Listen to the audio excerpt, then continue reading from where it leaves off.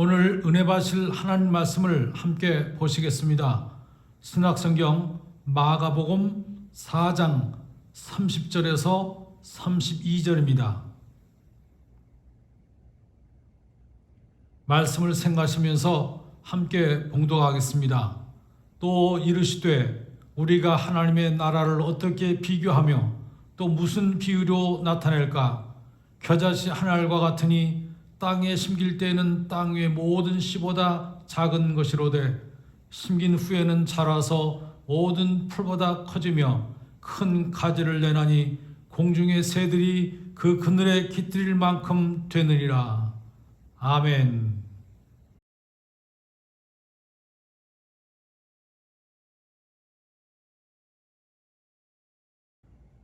(1635년) 영국 케임브리지 대학에서 석사학위를 받고 1637년 신대륙에 꿈을 안고 미국 매사추세츠 플리머스에 도착한 존이라는 젊은 목사님이 있었습니다. 1620년 영국 청교도들이 신앙의 자유를 찾아서 영국에서 신대륙 미국으로 건너온 지 17년 후의 일입니다. 이 젊은 목사님은 아메리칸 든을 가지고 미국에 왔습니다. 그런데 미국에 온 지 1년도 못 되어서 폐결핵에 걸리고 말았습니다. 그 당시에 많은 사람들이 이 결핵에 걸려서 죽었습니다. 목사님이 이 폐결핵에 걸려서 죽기 직전에 가진 재산은 책 300권밖에 없었습니다. 그가 살고 있는 도시에 새로 설립한 뉴타운 칼리지라는 그러한 대학이 있었는데 그 대학에 가진 300권의 책을 다 기증하고 그리고 편지를 썼습니다. 그 편지의 내용은 이런 내용입니다. 나는 미국의 꿈을 안고 왔습니다. 신학을 더 배우고 싶었고 법률과 과학도 배우고 싶었습니다. 훌륭한 신학자, 또 훌륭한 법률가, 과학자가 되는 것이 나의 꿈이었습니다. 그러나 나는 지금 폐결핵으로 죽어가고 있습니다. 내가 이 땅에서 다 하지 못한 꿈을 후학들을 통해서 이루어질 것을 기대합니다. 내가 학교에 기증하는 이 책을 통해서 훌륭한 신학자, 훌륭한 법학자, 훌륭한 과학자들이 이 대학에서 배출되어 이 땅을 풍성하게 하고 인류에 기여하는 훌륭한 인물들이 나올 것을 기대합니다. 그런 편지를 써서 그 대학에 책을 기증을 했습니다. 그런 감동적인 편지와 책을 받은 학교 의사들은 깊은 감명을 받게 되었습니다. 그래서 이 학교 의사들이 이 젊은 목사님을 기념하기 위해서 그의 성을 따서 학교 이름을 바꾸기로 결정을 했습니다. 이 젊은 목사님의 이름이 존 하버드였습니다. 이 학교는 뉴타운 칼리지에서 하버드 대학으로 이름이 변경이 됐습니다. 그 목사님의 꿈은 지금까지 하버드 대학을 통해서 열매를 맺고 있습니다. 젊은 목사님의 꿈속에서 위대한 미국, 위대한 하버드의 꿈이 자라게 된 것입니다. 비전을 가진 사람, 꿈을 가진 사람들은 반드시 성공합니다. 예수님께서 12 제자를 부르셨을 때 예수님은 이들을 단순히 제자로만 삼는 것이 목적이 아니었습니다. 예수님은 제자들에게 인류 역사의 미래에 대한 기대를 걸으셨습니다. 오늘 본문은 하나님 나라에 대한 말씀입니다. 어떤 사람이 작은 겨자씨 하나를 심었습니다. 그 겨자씨가 자라서 큰 나무가 되었습니다. 큰 나무가 되었을 때 새들이 와서 새 집을 짓고 그리고 새들이 그 나뭇가지에서 안식을 얻게 되었다는 말씀입니다. 이 중에서 가장 작은 겨자씨 하나 속에 들어있는 꿈에 대한 말씀입니다. 모든 위대한 것은 작은 것부터 시작이 됩니다. 또 모든 위대한 것은 시련이란 그런 과정을 통해서 이루어지게 됩니다. 예수님 당시에 세례 요한은 그 시대의 영웅이었습니다. 이스라엘이 영적으로 흑암 가운데 있었고 정치적으로는 로마의 압제에서 고통을 받고 있었습니다. 그런 어려운 시기에 고통의 시기에 혜성같이 나타난 사람이 바로 세례 요한이었습니다. 이스라엘 각처에서 수많은 사람들이 몰려와서 세례 요한의 설교를 들었습니다. 그리고 세례를 받고 죄를 회개했습니다. 또 예수님도 이 세례 요한에게 세례를 받았습니다. 그런데 세례 요한이 어느 날 이런 얘기를 합니다. 나보다 더 위대한 사람이 내 뒤에 나타날 것이다.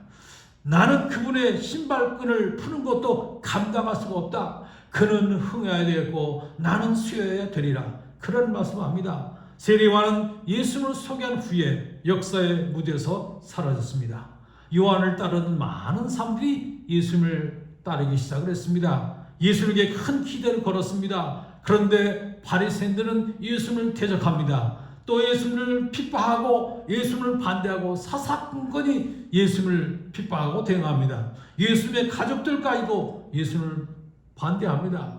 예수님의 제자들은 고난을 당합니다. 그래서 제자들은 패배주의와 비관론에 빠지기 시작했습니다. 그때 제자들에게 예수님께서 하신 말씀이 오늘 본문에 나오는 겨자씨의 이야기입니다. 겨자씨는 씨 중에 가장 작은 씨지만 나중에 자라서 큰 나무가 됩니다. 겨자씨가 자라서 큰 나무가 되듯이 우리에게는 미래가 있습니다.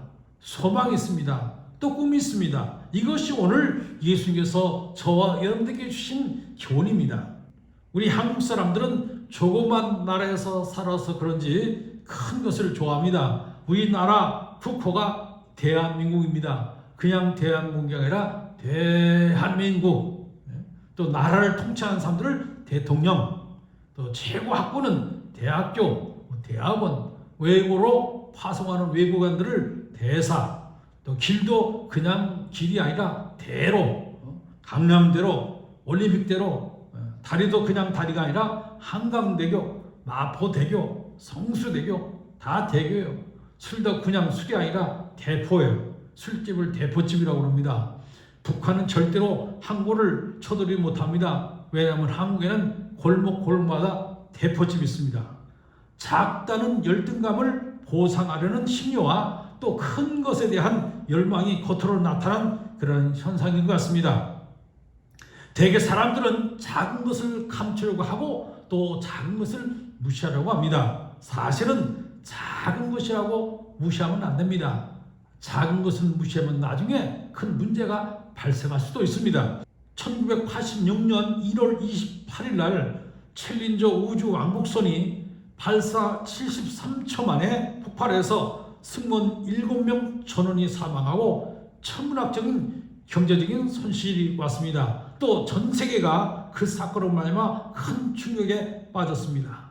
사고 원인은 오른쪽에 있는 조그만 고무 패킹에 추운 날씨로 인해서 얼어가지고 그래서 제 기능을 다하지 못하기 때문에 결국은 우주 왕복선이 폭발하고 말았습니다. 조그만 것이라고 절대로 무시해서는 안 된다는 것입니다. 요즘도 눈에 보이지 않는 그런 조그만 바이러스, 코로나 바이러스, 현미경으로 봐야 겨우 보이는 그런 조그만 바이러스 때문에 많은 사람이 죽고 있습니다. 현재까지 전 세계적으로 88만 2천 명, 거의 100만 명에 육박하고 있습니다. 또 미국에서 죽은 사람이 19만 2천 명, 20만 명에 육박을 하고 있습니다. 앞으로도 얼마나 더 많은 사람이 희생을 당하는지 우리는 알 수가 없습니다. 사람이 총에 맞아 죽는 것보다 보이지 않는 박테리아나 바이러스 때문에 죽는 사람이 더 많은 것을 볼 수가 있습니다. 작은 물방울 하나가 모여서 시내를 이루고 시내가 모여서 강이 되고 강이 모여서 바다가 되는 것입니다. 현재 작은 일들이 미래의 위대한 일을 성취할 수가 있는 것입니다. 오늘 예수님은 겨자씨의 비유를 통해서 작은 것의 중요성만 말씀하려고 하는 것이 아닙니다. 이 세상에 겨자씨보다 더 작은 것들도 많이 있습니다. 모래알도 작고 또 더 작은 티끌도 있습니다. 겨자씨가 모래와 다른 점은 생명력입니다. 겨자씨가 자랄 수 있는 것은 바로 생명력입니다. 겨자씨는 크기가 직경 1mm 정도밖에 안 됩니다. 그러나 이 작은 겨자씨가 자라면 평균 높이가 1.5에서 3m 이상 자라는 그런 나무가 됩니다. 작은 씨가 큰 나무가 되어서 새들이 날아와 쓸 수 있는 큰 나무로 성장하게 되는 것입니다. 이런 것은 바로 생명이기 때문입니다. 겨자씨의 생명은 복음의 생명입니다. 복음은 예수님입니다. 그러니 예수는 복음입니다. 예수님이 생명입니다. 예수님이 능력입니다. 마태복음 28장 18절부터 20절 말씀입니다. 예수께서 나와 말씀하여 이르시되 하늘과 땅의 모든 것을 내게 주셨으니 그러므로 너희는 가서 모든 민족으로 제자를 삼아 아버지와 아들과 성령의 이름으로 세례를 베풀고 내가 너에게 분부한 모든 것을 가르쳐 지키게 하라. 볼지어다 세상 끝날까지 내가 너와 함께하겠다고 주님 말씀했습니다. 너희는 가서 모든 민족을 제자로 삼아 아버지와 아들과 성령의 이름으로 세례를 베풀고 내가 너에게 분부한 모든 것을 가르쳐 지키게 하라. 그러니 예수님께서 제자들에게 말씀했습니다. 그러나 제자들은 알 수가 없습니다.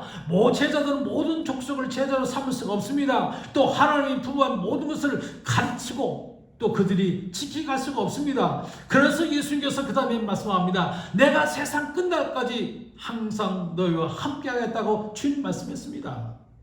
예수님이 함께 하시면 모든 것을 할 수 있습니다. 예수님께서 함께 하시면 기적이 일어납니다. 예수님께서 우리 가정에 함께 하시면 가정에 기적이 일어납니다. 예수님께서 우리 함께 하시면 반드시 꿈이 이루어집니다. 예수님께서 우리 함께 하시면 믿으시면 아멘 하시기 바랍니다. 오늘도 우리가 코로나 바이러스 때문에 힘들고 어려운 시기를 지나지만 주님께서 우리를 위해서 내일을 준비해 주셨습니다. 믿음의 눈으로 위대한 내일을 볼 수 있기를 주님으로 축원합니다. 마태복음 17장에 보면은 간질병 걸린 사람을 제자들이 고치려고 하는데 고칠 수가 없었습니다. 그래서 예수님께서 오셔서 귀신을 내어쫓고 그리고 그 간질병을 고쳐주셨습니다. 나중에 제자들이 예수님께 물어봅니다. 우리는 어째서 그 귀신을 내어쫓지 못하였나이까? 그럴 때 예수님께서 말씀했습니다. 너의 믿음이 작은 까닭이라. 진실로 너에게 이르노니 만일 너희 믿음이 겨자씨 하늘만큼만 있어도 이 산을 명하여 여기서 저리로 옮기자 하면 옮길 것이요 또 너희가 못할 것이 없으리라. 문제는 믿음이 부족하다는 것입니다. 믿음이 작다는 것입니다. 너의 믿음이 작은 까닭이라. 작은 믿음이 커져야 됩니다. 내 자신이 성장해야 됩니다. 내 자신이 변화되어야 됩니다. 그래야 우리가 이웃을 도와줄 수 있고 또 이웃에게 축복이 되는 것입니다. 이웃들에게 축복을 나눠주는 그런 가정이 되시길 바랍니다. 이웃에게 축복을 나눠주는 교회가 되어야 됩니다. 그러기 위해서는 우리는 비전이 있어야 됩니다. 큰 꿈, 위대한 꿈이 있어야 됩니다. 겨자씨 같은 그런 꿈이 있어야 됩니다. 작은 겨자씨가 자라나 울창한 나무가 될 때 새들은 날아옵니다. 새들에게 안식처가 됩니다. 또 새들로 하여금 노래하게 합니다. 내 작은 믿음이 자라서 큰 믿음이 될 때 내 이웃에게 노래를 주고 꿈을 주고 사랑을 주고 축복을 나눠줄 수가 있는 것입니다. 세상적인 성공관과 또 기독교의 성공관이 있습니다. 세상적인 성공관은 내가 열심히 살아서 잘 먹고 잘 사고 성공하는 것입니다. 그러나 기독교의 성공관은 하나님이 나를 축복해 주셔서 내가 잘 살게 되면 그 축복을 이웃과 함께 나누는 것입니다. 벌어서 남지나 배워서 남지나 그런 말이 있습니다. 그런데 벌어서 남을 주는 겁니다. 또 배워서 남을 주는 겁니다. 우리가 돈을 버는 것은 남을 주기 위해서 버는 것입니다. 이것이 기독교의 성공관이요 또 기독교의 재물관입니다. 아프리카의 성자라고 불리우는 알버트 슈바이처 박사가 있습니다. 이분은 1875년 독일 알사스 지방에서 태어나서 26세에 철학, 신학, 음악 세 가지 분야에서 박사 학위를 취득을 했습니다. 30세에 대학 교수로 초청되어서 고액의 연봉을 받고 그리고 큰 저택도 받았습니다. 파이프 오르간 연주자로서 명성을 떨치기도 했습니다. 그런데 그는 대학 시절부터 하나님께 받은 소명이 있었습니다. 그 소명은 가난하고 외롭고 버림받고 고통받는 아프리카에 가서 일생을 바쳐서 헌신하라는 그런 소명이 있었습니다.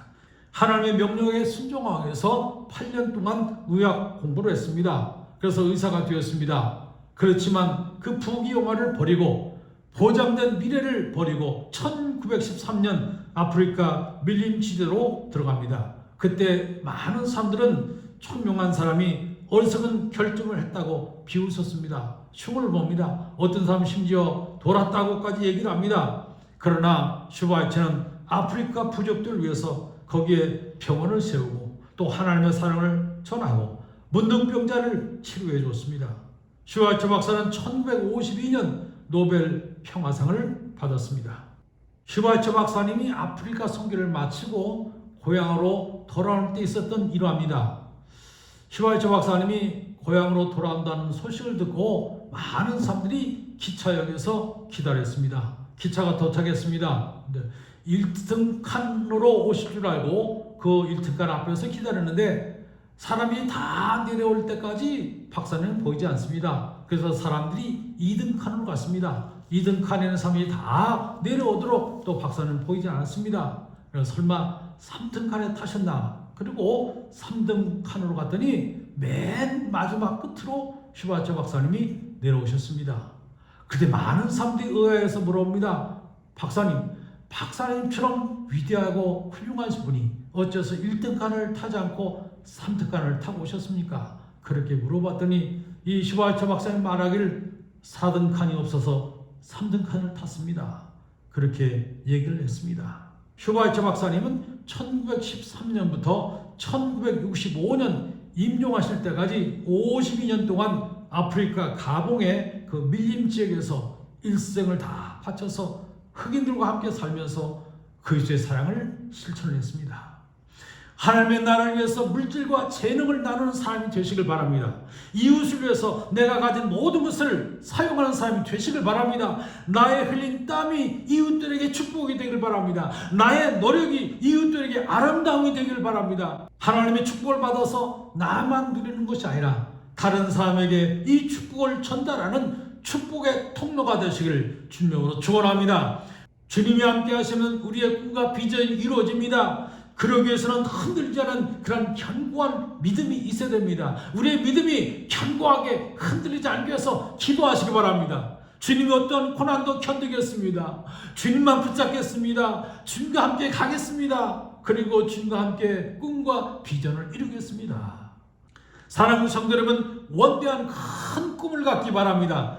겨자씨의 꿈을 갖기 바랍니다. 이 꿈 속에서 미래의 꿈을 볼 수 있기를 바랍니다. 우리 가정의 꿈을 볼 수 있기를 바랍니다. 우리 자녀들의 꿈을 볼 수 있기를 바랍니다. 주님이 우리 함께 하시면 반드시 꿈은 이루어집니다.